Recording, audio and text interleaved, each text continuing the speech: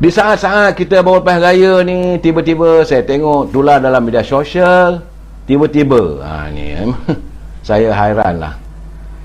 Tiba-tiba Datuk Nazir Aziz, itu mana kenyataannya tadi tu, saya rasa ini satu kenyataan. Saya baik dengan Datuk Nazir Aziz, saya malah nak balon dia. Tapi kenyataannya bagi saya agak keterlaluan.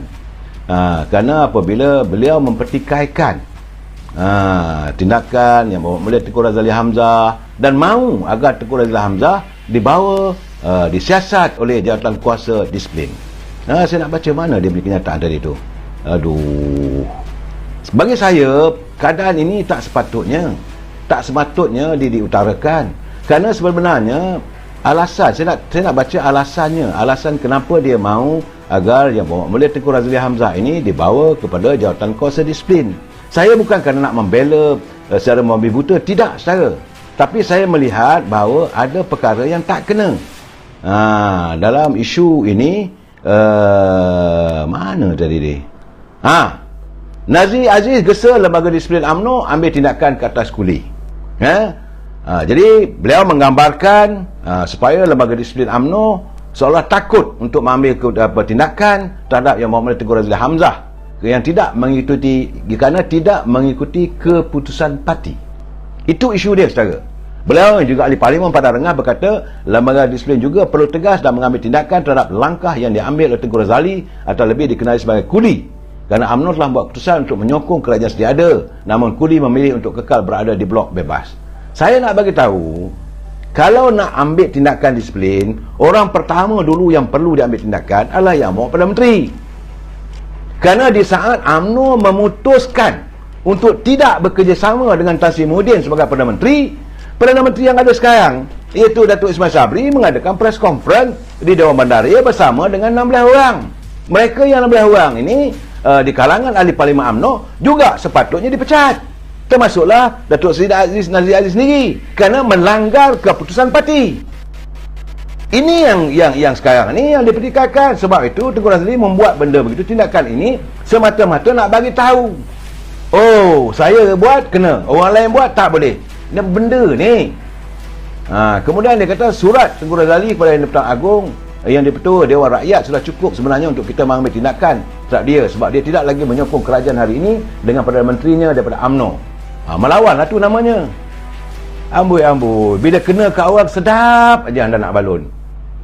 Fikir diri sendiri, lihat di cermin sendiri, apakah tindakan sebagian besar ahli parlimen UMNO yang ada sekarang ini menepati apa yang diputuskan oleh Majlis Tinggi UMNO. Majlis Tinggi Perwakilan Perhimpunan Agung UMNO memutuskan secara sebulat suara menarik sokongan terhadap Parti Peribumi Bersatu. Tapi anda terhegeh-hegeh menyokong PBM. Masih ramai lagi ahli parlimen terhegeh-hegeh untuk merebut jawatan bersama dengan Parti Peribumi Bersatu dalam mewujudkan Perikatan Nasional. Jangan lupa, mereka ini wajar diambil tindakan.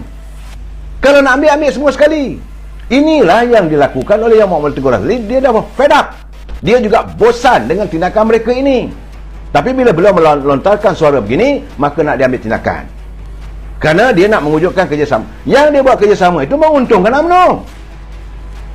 Beliau mengadukan kerjasama dengan pembangkang, iaitu daripada Amanah dan Keadilan yang ada di Kelantan tu, untuk menumbangkan PAS. Apakah ini juga setara mahu menyokong PAS? Silalah. Ini masalah sebenarnya. Kadang-kadang kita politik ikut sedap mulut. Kita berasa kita saja yang bijak, orang lain tak boleh pakai. Saya jangan begitu. Saya marah kerana saya menyokong Tengku Razali, tidak. Tapi tindakan Tengku Razali sekarang ini adalah merupakan the peak of the iceberg. Satu bongkah air batu yang berada di bawah lautan itu sebenarnya baru muncul sedikit. Dah berkarat dah masalah kita ni. Sebab itu saban malam saya mengatakan UMNO harus melakukan islah dalam kepimpinan. Kita tidak mahu lagi adanya pemimpin yang bercakap sembrono, yang bertindak mengikut hati mereka, mengikut kepala mereka saja, dan merasakan mereka saja betul, orang lain tak betul. Tindakan yang dilakukan oleh Yang Berhormat Tengku Razali lain tak ada. Beliau sayangkan pada UMNO. Anda nak marah kenapa? Saya bukan nak mempertahankan, tidak. Kalau benar beliau nak dibawa ke lembaga disiplin, silakan, tak ada masalah. Buat aduan. Tapi bagaimana yang lain? Bagaimana kedudukan Yang Amat Perdana Menteri? Yang Amat Perdana Menteri telah berucap di Perhimpunan Agung UMNO di hadapan seluruh perwakilan. UMNO ini yang paling perlu dihormati bukan hanya Majlis Tinggi, adalah perhimpunan. Perhimpunan Agung UMNO memutuskan bahawa pertama-tama sekali iaitu kita nakkan ada pilihan raya segera. Yang kedua, nak diadakan pindahan perlembagaan. Tapi mereka sekarang ini sedang berusaha untuk mewujudkan suasana bagi menggagalkan apa yang disetujui oleh perwakilan. Sebab itu saya dengar apa kenyataan Presiden UMNO, Datuk Seri Zahid Hamidi. Dia kata dia menyantuni apa saja kehendak ahli akar umbi. Ahli akar umbi mahukan supaya pilihan raya disegerakan. Tapi ada pihak yang mempertahankan. Apakah mereka yang mempertahankan agar pilihan raya umum ini tidak diadakan ini tidak menyanggah keputusan parti? Mereka boleh diambil tindakan disiplin. Nak ambil semua. Jangan pilih-pilih. Sebab itu saya kata jangan bermain dengan kata-kata. Orang salah, anda tak salah. Kita tak sehebat mana. Kalau kita merasakan kita pandai, ada orang lebih pandai lagi. Kalau kita merasakan kita kuat, ada orang lebih kuat lagi. Saya sedar Yang Muhammad Datuk Nazim okeylah di kawasan Padang Rengas beliau mendapat sokongan, tapi itu pun belum pasti. Kalau sikap sebegini, sekejap A, sekejap B, sekejap C, sekejap D, rakyat pun pening kepala. Nak bodek lah, tak ada masalah. Carilah jalan lain. Janganlah kita saat kita nak mengangkat diri kita, maka kita memukul orang lain. Itu tak betul bagi saya.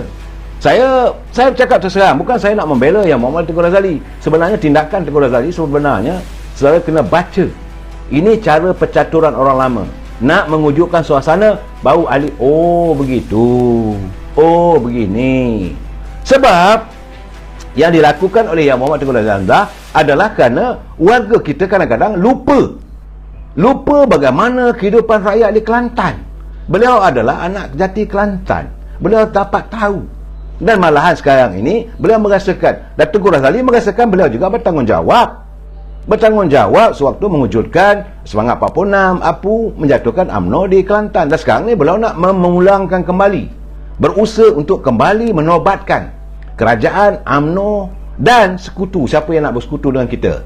Kerana tidak dapat tahan lagi dengan corak percaturan politik yang dilakukan oleh lebay-lebay yang sedia ada, yang menafikan masalah air di Kelantan. Semalam saya dah bercakap, masalah kehidupan Kelantan tidak disantuni. Bagaimana tanah-tanah digondolkan oleh tenaga luar, orang lain yang mengutip kekayaan. Ini adalah belum lagi beliau nak membongkar satu persatu. Jadi tiba-tiba nak bawa dia ke lembaga disiplin. Jangan, saudara. Jangan, saya menasihatkan. Kerana kalau nak bawa ke lembaga disiplin, menteri yang ada, kluster menteri itu 7-8 orang pasti confirm boleh dikenakan tindakan disiplin. Sepatutnya anda bersuaralah. Saya tak nak namakan seorang-seorang, nanti orang kata saya ni tak reti-reti lagi apa yang berlaku. Ahli-ahli parlimen dan mereka menteri, apa kerana mereka menteri itu maka mereka itu dilihat maksum serta dalam sah saleh. Saya tak sebut nama tu. Saya tahu, rakyat semua dah tahulah. Kalau nak ada tindakan disiplin, semua ambil kaut. Memang pun kita mengharapkan agar satu pembersihan dilakukan. Sebab itu kalau saya lihat saban malam saya menyatakan UMNO perlu melakukan islah dalam kepimpinan. Islah itu maksudnya dalam bahasa Arab, dalam bahasa Melayu, reformasi. Satu reform perlu untuk kita membuat perubahan. Dan ini juga sedang dilakukan oleh Presiden. Sebab itulah Presiden UMNO sekarang ini sedang diserang dengan begitu hebat oleh kluster-kluster yang tak senang duduk. Kerana bagi mereka yang penting mereka berada dalam kolam untuk memegang jawatan. Selagi mereka tidak dapat memegang jawatan, mereka akan melompat. Yakinlah cakap saya. Sebab itu saya mengharapkan agar pimpinan dalam parti UMNO khususnya berhati-hati sebelum membuatkan kenyataan.